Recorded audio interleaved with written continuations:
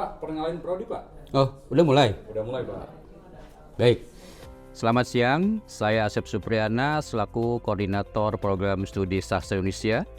Selamat datang di Program Studi Sastra Indonesia.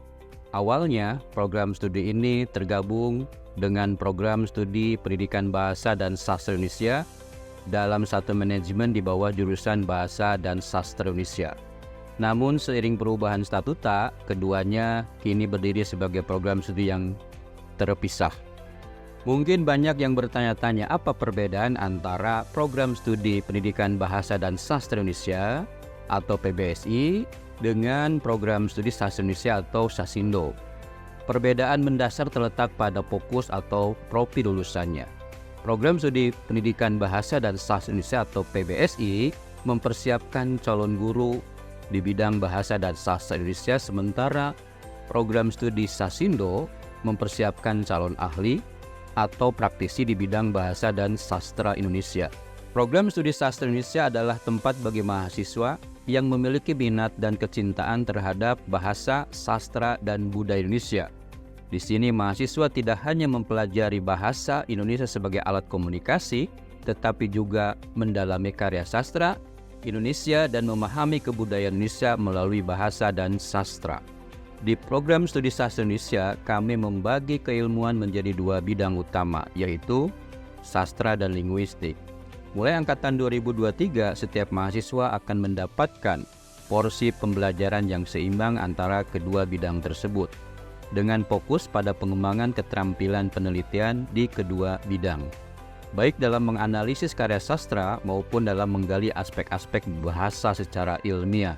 Selain mendapatkan pemahaman mendalam tentang bahasa dan sastra, mahasiswa juga akan dibekali dengan kemampuan berpikir kritis dan kreatif. Keahlian ini sangat diperlukan di berbagai bidang pekerjaan seperti penulisan, penerbitan, jurnalistik, dan penelitian bahasa, sastra, dan budaya.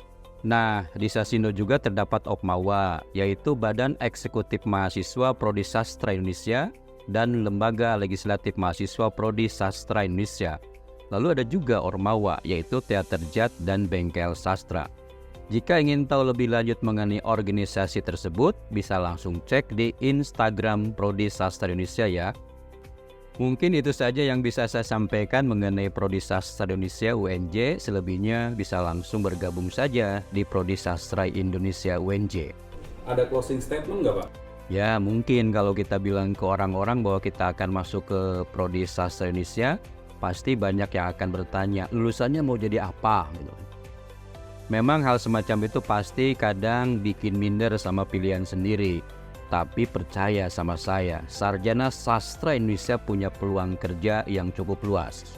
Dengan catatan selama kuliah kita benar-benar serius, sambil mencari relasi serta mengikuti kegiatan-kegiatan yang bermanfaat untuk peningkatan kompetensi.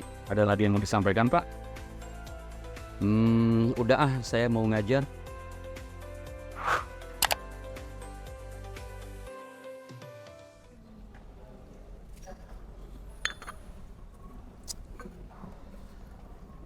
Pak, capek nggak Pak jadi ketua prodi? Pikir aja pakai logika.